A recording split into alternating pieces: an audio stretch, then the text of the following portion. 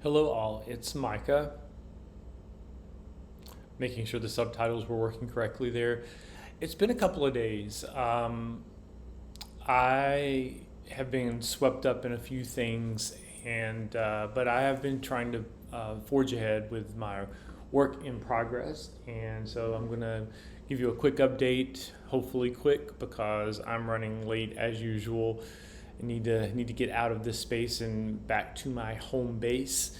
Uh, the last time I checked in, I believe, was on Thursday, and so this is episode 5, but it encompasses several days.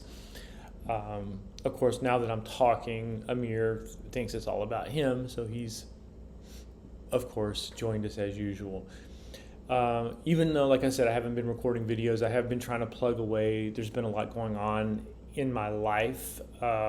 On Saturday, I had the memorial service for one of my closest friends, and not something I was really looking forward to going to. It's just not something. I don't process social gatherings or grief very well, and I, you know, won't get into all of that. But that sidelined me a little bit. Typically, Saturdays I expect to be full of productivity and learning. That's my goal. Jam pack the weekends with enriching activities, but that day it was all I could do to get through that one thing, and then just sort of take the rest of the day off. So that was that. But on Friday night, I did manage, even after a tough week at work, to start up on my Friday night endeavor, which is music. And I refreshed my memory on some of the on a workbook that or a book with exercises in it that I've had been working through earlier this year, and just trying to get some basics in terms of music notation, being able to read music, and then parallel to that, I started a Great Courses Plus series on the fundamentals of music and got through 2 episodes of that. And then as I was listening to the third or watching the third, I crashed really hard. So I have to go back and finish up the third episode of that. So I did actually get through a good chunk of my day 5 stuff that I was trying to do.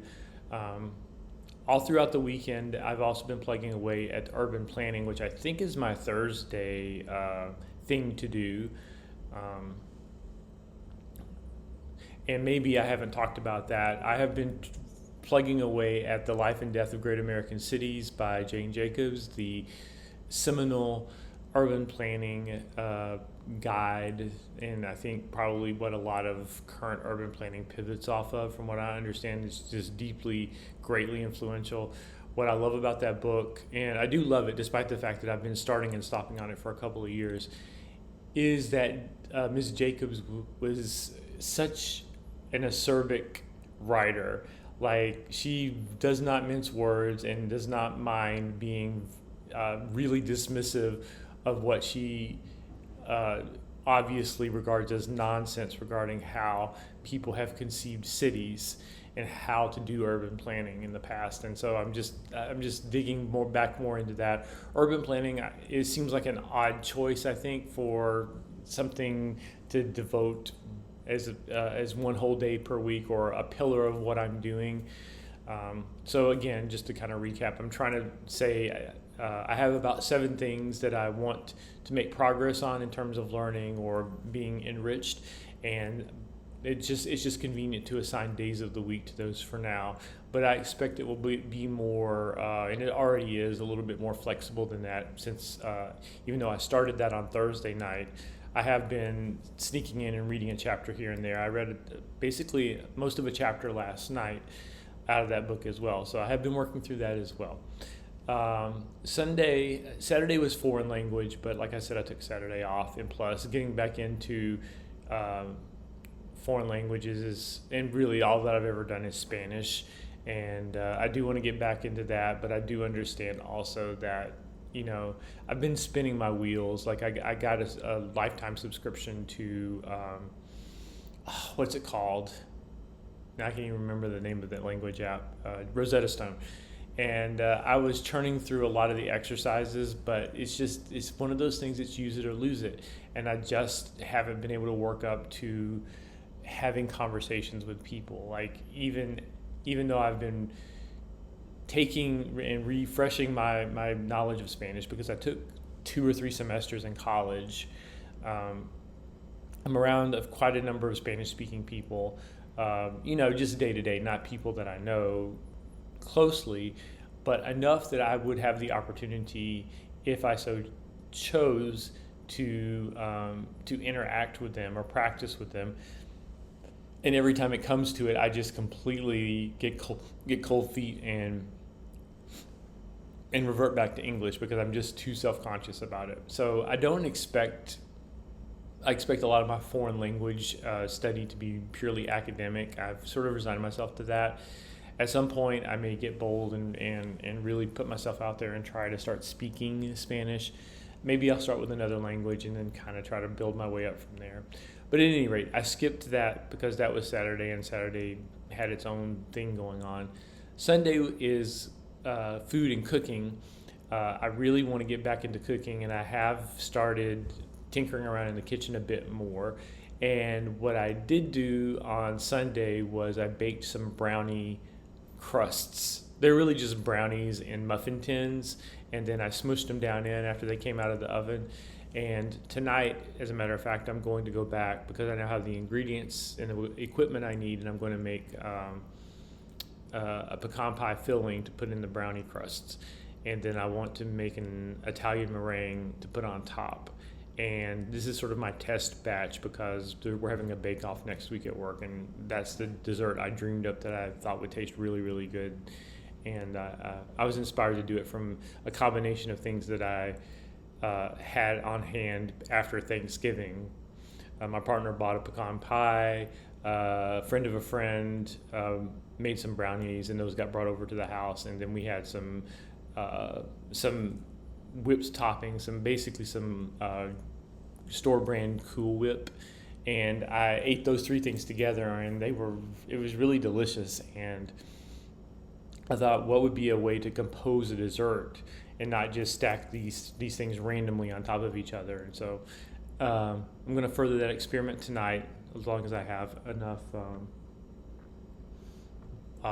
energy.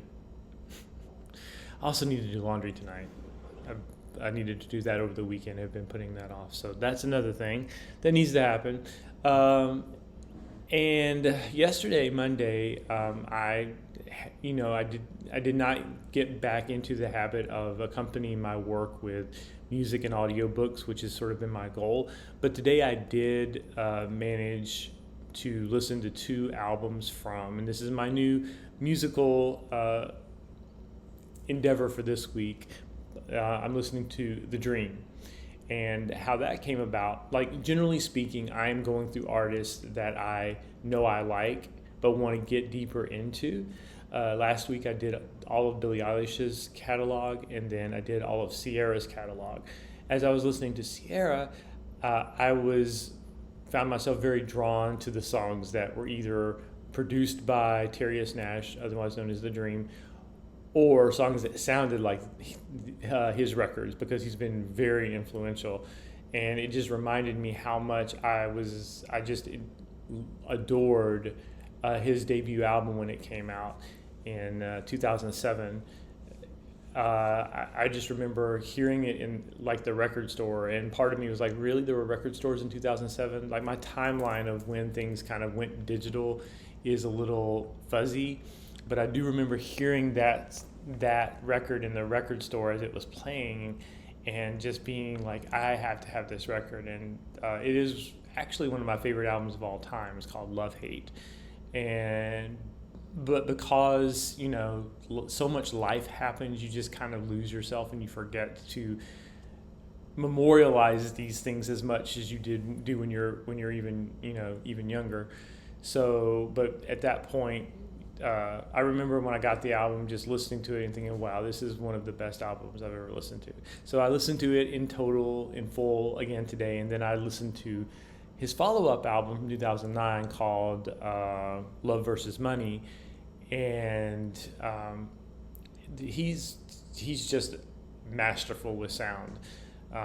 And he has like 8 more albums, so I have a ton more to get through. It'll probably take another couple of days for me to get through his discography, but I'm really looking forward to it. I do hope that he kind of progresses out of some of the tropes that he uses, because he really does like to go back to the well and use some of his signature stuff over and over again, or at least he did that in his second album from his first album. But excited about that. What else am I working on? Pop culture. Last night I did do a repeat of my pop culture review for Monday nights. So that was my first repeat weekly routine. I listened to got caught up on all of the, what is it called? I'm going to find the name of it. I'm not going to.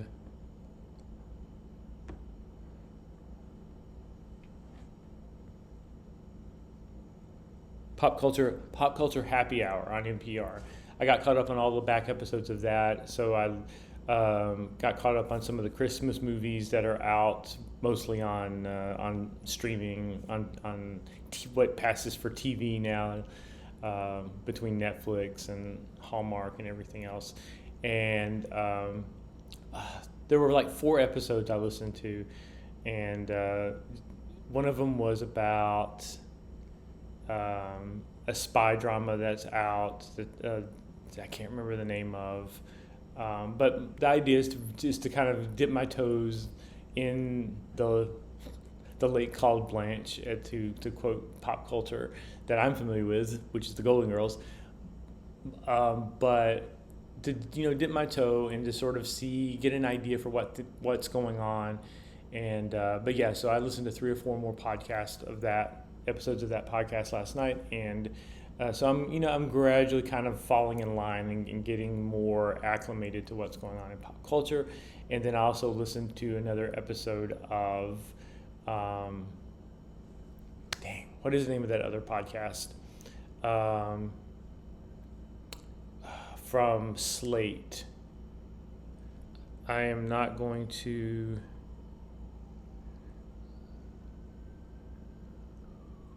Decoder Ring, that's what it's called, Decoder Ring, where they demystify or untangle mysteries, or like represent subject matter that you think you know, but you actually probably have a misconception about. It was actually a repeat podcast for them. Obviously, it was my first time hearing it, from four years ago, I believe, on the origin of the word mullet in reference to the hairstyle. It was fascinating and just as good as they built it up to be. They said it's one of their favorite episodes of the podcast ever, and I can definitely see why. I'm not going to spoil it for you if you haven't heard it, but it's definitely it's exactly the kind of thing that I'm trying to immerse myself in. It's a combination of pop culture awareness and pop culture analysis. And not just, this is a movie, I think this movie is good, I think this movie is bad. And Pop Culture Happy Hour on NPR is really good at this as well. But it digs beneath the surfaces and says, why is this what we're listening to? Why is this what we're watching? Why is this how this is right now? And it goes a little beneath the surface and gets into the analysis of the whys and I would say the whys and wherefores. But that really means the same thing. At any rate, so I am trying to keep up. It's tough. Life goes by really quickly. Lots of demands. Today was another really rough day at work, and I also lost one of my pets this weekend, or I should say our pets, me and my partner. Honestly, like it was about as easy a process as it could have been for me, because I wasn't there when it happened, and but it wasn't totally unexpected, and poor Natasha was not doing well, so in a way it was a relief. And also like, to be very, very transparent, like, some pets you really, just like people, you form a really close bond with, and you really feel connected to them, and when you lose them, it's just your world falls apart and it's devastating. Natasha really wasn't that pet in our household. We have had to divide our attention among, at times, up to 7 or even 8 dogs if we were keeping pets for somebody else, which we have done for extended periods of time.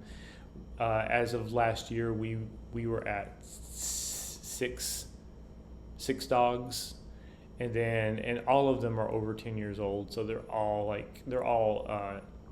geriatric at this point. And the oldest of those passed just about a year ago, and now Natasha. And so now we're down to 4 dogs, and all of them are quite old. A couple of them seem to be like 3 of them are really healthy. One of them is okay, but we know it's coming. At any rate, not to be overly sad or morbid, but that's another thing that just happened unexpectedly over the weekend. So I'm just trying to, and work is just, for some reason, like work has just been obliterating me. It's just like there's so much to do. Yeah. But the whole idea of this is to kind of unload and to talk about what I'm working on, and I'm going to keep forging ahead. I'll let you know tomorrow if I was successful in making that pecan pie filling and the meringue, if I'm going to be really ambitious. I may let you know about the laundry, but that doesn't really have to do with what I'm on here for, and I'll see if I can squeeze in any of the actual studying that I was supposed to be doing tonight as well. It's a lot to do, but until next time, this is Micah signing off.